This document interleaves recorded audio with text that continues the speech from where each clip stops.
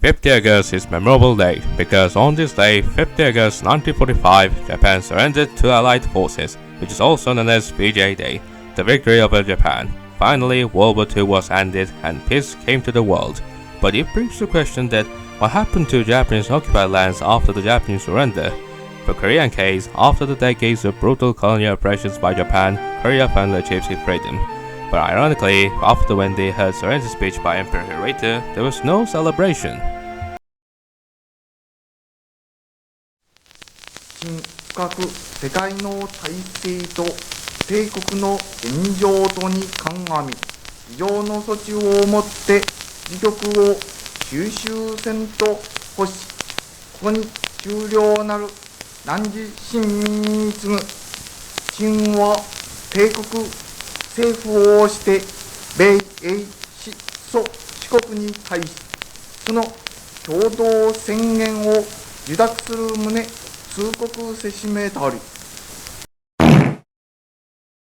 Due to the majority population did not speak Japanese, therefore had no idea what the speech is about, and the emperor used old classic rhetoric Japanese which was rare and usually used by the highest class of Japanese society, therefore it was quite hard to understand.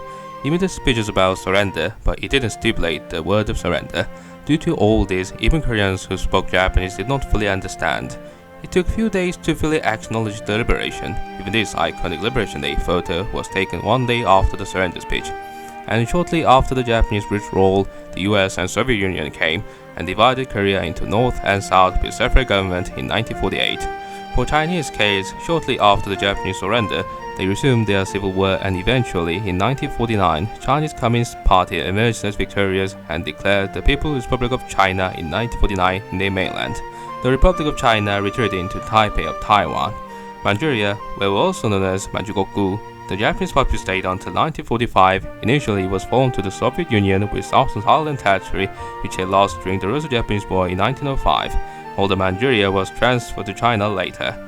For many Southeast Asian countries, most of them were returned to their colonial masters initially, however, after that, there were many incidents. For Indonesia, also known as Dutch Indies at the time, there was a national revolution for independence shortly after the Japanese surrender, and despite the military victory by Dutch, Indonesia achieved independence in 1949. For Vietnam, shortly after the Japanese surrender, the First Indochina War was declared against the French and lasted until 1954, and the result was Vietnam victory. For Malaysia, in 1948, Malaya emergency was broken out against the British rule and lasted until 1960. Also, Malaya achieved independence in 1957. For Myanmar, also known as Burma, and Philippines achieved their independence principally. Myanmar achieved in 1948 and Philippines achieved in 1946.